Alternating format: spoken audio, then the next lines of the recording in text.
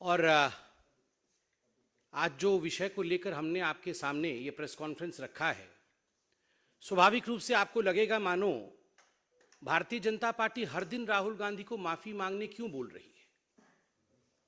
विषय गंभीर है। अगर विदेश की भूमि में जाकर राहुल गांधी बार बार विदेशी ताकतों से यह निवेदन करेंगे कि आप हिंदुस्तान आइए और हिंदुस्तान की डेमोक्रेसी की रक्षा के लिए आप हिंदुस्तान के इंटरनल मैटर्स में प्रवेश करिए, उसमें घुसपैठ करिए। अगर यूके से और यूएस से राहुल गांधी लंदन में बैठकर इस प्रकार का डिमांड करेंगे तो स्वाभाविक रूप से देश इसे एक बहुत ही सहज भाव से ग्रहण नहीं करेगा। और एक पॉलिटिकल पार्टी होने के नाते, विश्व की सबसे बड़ी पॉलिटिकल पार्टी जो लोकतांत्रिक तरीके से जनता के आशीर्वाद के माध्यम से चुनी गई हो, यह भारतीय जनता पार्टी का कर्तव्य है कि सड़क में भी और सदन में भी इस विषय को उठाए। हमारा स्पष्ट मानना है कि यह विषय नहीं है, यह षड्यंत्र है। This is just not a random issue, this is a conspiracy, a consistent conspiracy by the Congress party and the Gandhi family. क्योंकि ये पहली बार इस प्रकार से जाके लंदन में कह रहे हो हिंदुस्तान की डेमोक्रेसी के खिलाफ, ऐसा नहीं है। और ऐसा भी नहीं है कि राहुल गांधी बिना माफी मांगे निकल जाएंगे। माफी तो उन्हें मांगना ही पड़ेगा, हम मंगवा के ही रहेंगे। मैं आपको याद दिलाऊं, इसी प्रकार से राहुल गांधी एरोगेंटली कह रहे थे 2019 में कि सुप्रीम कोर्ट में हम माफी नहीं मांगेंगे राफेल के केस में। कान पकड़ करके मौखिक रूप से माफी मांगनी पड़ी। I am sorry, I regret. ये राहुल गांधी जी को हिंदुस्तान के सर्वोच्च न्यायालय सुप्रीम कोर्ट में कहना पड़ा और सुप्रीम कोर्ट के तत्कालीन सीजेआई उससे सेटिस्फाई नहीं हुए और उन्होंने कहा नहीं, केवल मौखिक रूप से कहने से कि आई रिग्रेट यह उचित नहीं होगा, आपको एक एफिडेविट सबमिट करके क्षमा याचना करनी होगी। और देश की राजनीति में राहुल गांधी वो नेता बने जिन्होंने लिखित रूप से एफिडेविट सबमिट करके सुप्रीम कोर्ट में कान पकड़ते हुए माफी मांगा कि मैंने झूठ बोला था, मैंने जनता के बीच में फरेब फैलाने की कोशिश की थी। जो राहुल गांधी जी ने लंदन में किया है, बिल्कुल वही किया है। 2019 में सुप्रीम कोर्ट में माफी मांगना पड़ा था और आज पार्लियामेंट में, सदन के पटल पे, संसद में माफी मांगना पड़ेगा। आप सोच सकते हैं यह विषय कितना गंभीर है। लंदन में जाना और लंदन में कहना, विश्व के एक बहुत बड़े भूखंड में जहां पहले डेमोक्रेसी होती थी, all of a sudden this democracy has ceased to exist. ये डेमोक्रेसी अब एग्जिस्ट नहीं करती है। और इसलिए जो विश्व की शक्तियां हैं, जो डेमोक्रेसी की पहरेदार हैं, तथा कथित डेमोक्रेसी के पहरेदार हैं, the so called protectors of democracy, Europe and United States of America, why are they oblivious? ये शांत क्यों है, ये चुप क्यों है? Why don't they protect the democracy in India? मतलब this is an open invitation. ये एक खुला निमंत्रण है कि आप आइए और भारतवर्ष के आंतरिक लोकतंत्र में आप आके घुसपैठ करिए और आप हमें नेता बनाइए। What is the difference between a Manishankar Iyer and Rahul Gandhi? ये मनीशंकर अय्यर और राहुल गांधी में क्या डिफरेंस है? मनीशंकर अय्यर पाकिस्तान जाते हैं और पाकिस्तान में आह्वान करते हैं कि हमें मोदी को हटाना होगा, हमें इस सरकार को गिराना होगा, आइए पाकिस्तान और हम कांग्रेस पार्टी मिलकर काम करेंगे।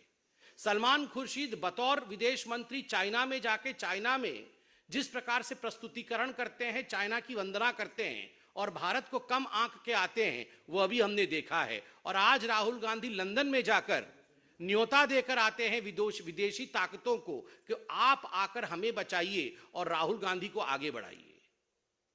This is nothing short of what Mir Jafar did. Mir Jafar ने जो किया था नवाब बनने के लिए, आप सबको पता होगा। मीर जाफर नवाब बनना चाहता था और नवाब बनने के लिए उसने ईस्ट इंडिया कंपनी की मदद ली थी। ईस्ट इंडिया कंपनी हिंदुस्तान में प्रवेश करके मीर जाफर के साथ खड़ी हुई और उसके बाद जो हुआ वो और आप और हम सब जानते हैं, अंग्रेजों का शासन। It would not be an aberration to say that Rahul Gandhi is the present day Mir Jafar of Indian polity. जो उन्होंने लंदन में किया है वो ठीक वही किया है। शहजादा नवाब बनना चाहता है और शहजादे ने ईस्ट इंडिया कंपनी की मदद मांगी है नवाब बनने के लिए कि तुम मुझे नवाब बनाओ, मैं तुम्हें 24 परगना भेंट करूंगा, मैं तुम्हें हिंदुस्तान का एक टुकड़ा भेंट करूंगा। मीर जाफर ने बंगाल में 24 परगना उसने भेंट किया था ईस्ट इंडिया कंपनी को, और उसी 24 परगना के माध्यम से ईस्ट इंडिया कंपनी और अंग्रेजी हुकूमत हिंदुस्तान में प्रवेश करती है। History repeats itself. The present day Mir Jafar of Indian polity Rahul Gandhi has to apologise. Mir Jafar को माफी मांगनी ही पड़ेगी, इसका कोई दूसरा और विकल्प नहीं है। राहुल गांधी यहां तक गिर सकते हैं कि वो लंदन की भूमि में बैठ करके भारत के इन्वेस्टिगेटिव एजेंसीज को डीप स्टेट करार दे सकते हैं कि these are the deep states just as Pakistan has ISI. ठीक उसी प्रकार इंडिया में डीप स्टेट डेमोक्रेसी के ऊपर हमला कर रहा है। राहुल गांधी जो प्रेजेंट डे मीर जाफर है वो यहां तक गिर सकते हैं कि लंदन में बैठकर वो कह सकते हैं कि जो इंडियन इंस्टीट्यूशंस है जिसका रोल डेमोक्रेसी को प्रोटेक्ट करना है, चाहे वो मीडिया हो चाहे वो जुडिशियरी हो, ये आज कॉन्स्ट्रेन्ड है, ये आज उन्मुक्त नहीं है, मुक्त नहीं है।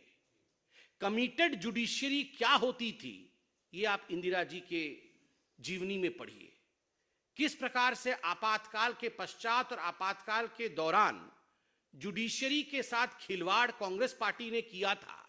What is committed judiciary? इसकी पूरी चैप्टर आज अवेलेबल है। It is a matter of research. Just because the Shahzada wants to become नवाब, शहजादे को नवाब बनना है। कांग्रेस पार्टी में आज लोकतंत्र शेष नहीं है। कांग्रेस पार्टी जनता जनार्दन, हिंदुस्तान के जनता जनार्दन के आशीर्वाद से शहजादे को नवाब नहीं बना सकती है। इसलिए दूसरे देशों में जाकर शहजादे प्लीड करते हैं कि मुझे नवाब बनना है, तुम मेरी मदद करो। ये नहीं चलेगा शहजादा, ये नहीं चलेगा। आज आपको माफी मांगनी ही पड़ेगी। आपने कहा कि हमारी माइक्स ऑफ कर दी जाती है, democracy does not exist. Rahul ji आंकड़े लेके आए हैं आज आप पार्लियामेंट आए। आपके आंकड़े जो भारतीय जनता पार्टी आज बता रही है, इन आंकड़ों पे गौर फरमाएं। अटेंडेंस शीट को देखें। राहुल जी का अटेंडेंस पार्लियामेंट में 52% है, जबकि नेशनल एवरेज 79% है। और स्टेट जहां से राहुल गांधी एमपी हैं अर्थात केरल का औसत 84% है। केरल के एमपी जो हैं वो 84% पार्लियामेंट आते हैं। नेशनल एवरेज लगभग 80% है और मात्र 52% टाइम्स राहुल गांधी पार्लियामेंट आते हैं। अधिकांश समय तो विदेश में ही रहते हैं। और आप कहते हैं कि हमारे माइक ऑफ कर देते हैं। आपका अटेंडेंस ऑफ है साहब, माइक तो ऑन है। दूसरा आंकड़ा participation in debates. Democracy, debates and discussion, they are the pillars of Indian constitution. अगर डेमोक्रेसी में डिबेट नहीं होगा, डिस्कशन नहीं होगा, तो डेमोक्रेसी का कोई मतलब नहीं है, कोई मायने नहीं है। डेमोक्रेसी की आत्मा डिबेट होती है। और राहुल गांधी ने मात्र 6 डिबेट्स में पार्टिसिपेट किया है अब तक इस सेशन में मतलब 2019 से। नेशनल एवरेज 41 का है और स्टेट एवरेज 68.2। केरल से जहां से वो एमपी है वायनाड, उस स्टेट का एवरेज 68.2% है। कितने सवाल राहुल गांधी जी ने पूछे हैं? सवाल तो आप विदेश की भूमि में पूछते हैं, पार्लियामेंट में कितने सवाल पूछे हैं? राहुल गांधी ने 2019 से 2023 तक मात्र 92 सवाल पूछे हैं, जबकि नेशनल एवरेज 163 की है और स्टेट एवरेज केरल का एवरेज 216 की है। आप सवाल पूछते नहीं है because you don't have questions. एक ही टेप रिकॉर्डर है आपके पास, वही हर जगह चलाते हैं। आप डिबेट में, डिस्कशन में भाग लेते नहीं है because you have nothing to debate. You don't participate in the